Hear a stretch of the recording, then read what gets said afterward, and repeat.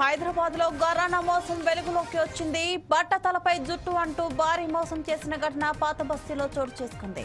పాత బస్తీ ఫతే దర్వాజా కేంద్రంగా చేసుకున్న ఓ వ్యక్తి ఢిల్లీకి చెందిన బిగ్ బాస్ నటుడి బట్టతలపై తానే జుట్టు మొలిపించాలని కొన్ని ఫోటోలతో సోషల్ మీడియాలో ప్రచారం చేశారు. దీంతో బట్టతలపై జుట్టు వస్తుందని నమ్మిన స్థానిక ప్రజలు ఫతే దర్వాజా ప్రాంతంలో ఉన్న బిగ్ బాస్ సెలూన్ కు పోటెత్తారు.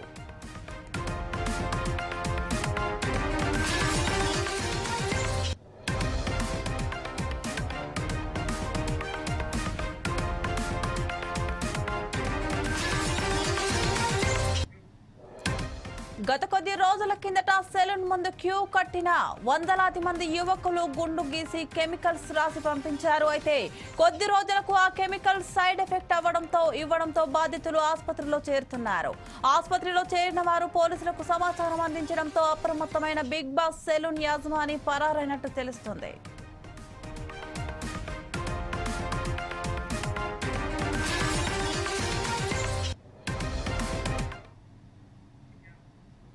దీనిపై మరింత సమాచారం మా ప్రతినిధి చందు అందిస్తారు. చందు, చెప్పండి.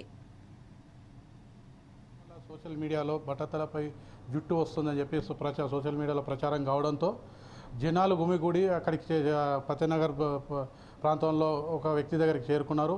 ప్రతి వ్యక్తి ఒక గుండు గీయించుకున్న తర్వాత అతను ఒక కెమికల్ పోయడం జరిగింది. ఆ కెమికల్ పోయడంతో ఆ కొన్ని రోజుల తర్వాత వాళ్ళకు తలపై గుండు గీయించుకున్న తలపై కెమికల్తో కొంచెం దురద లాంటిది కెమికల్ రియాక్షన్ కావడంతో స్థానిక ఆసుపత్రులలో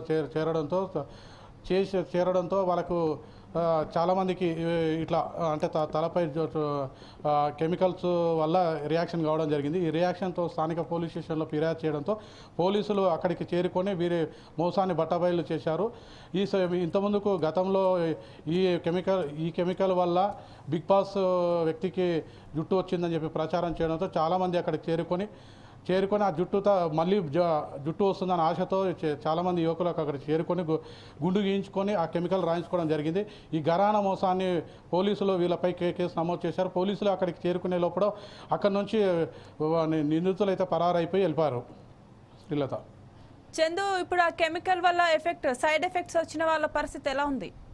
అక్కడ వాళ్ళు ఆసుపత్రిలో అయితే చేరారు. వాళ్ళకి ట్రీట్మెంట్ జరుగుతుంది. ప్రస్తుతం చాలామంది ఈ కెమికల్ వల్ల చాలామంది అయితే బాధితులు ఉన్నారు. ఈ పోలీసులు అయితే కేసు నమోదు చేసి దర్యాప్తు అయితే చేపట్టారు. ఎంతమందికి వీళ్ళు కెమికల్ పూచారనేది ఇంకా నిర్ధారణ కాలేదు. ఈ కెమికల్ వల్ల చాలామంది అంటే యువతులు మహిళలు కూడా ఉన్నారని చెప్పి తెలుస్తుంది. మహిళలు కూడా కొంతమంది ఇక్కడికి వెళ్ళారని తెలుస్తుంది.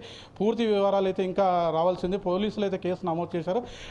ఈ కెమికల్ను అయితే తయారు చేసిన వ్యక్తులు ఎవరు, ఎక్కడి నుంచి వచ్చారు, ఈ బిగ్ బాస్ అనే అతని పేరు తీసి ఇది కెమికల్ను జుట్టు వస్తుందని చెప్పి తప్పుడు ప్రచారం సోషల్ మీడియా చేయడంతో ఒక్కసారి గుమ్మికూరి అక్కడ ఆ ప్రాంతం మొత్తం గుండుతోనో కనపడని వ్యక్తులు ఉన్నారు.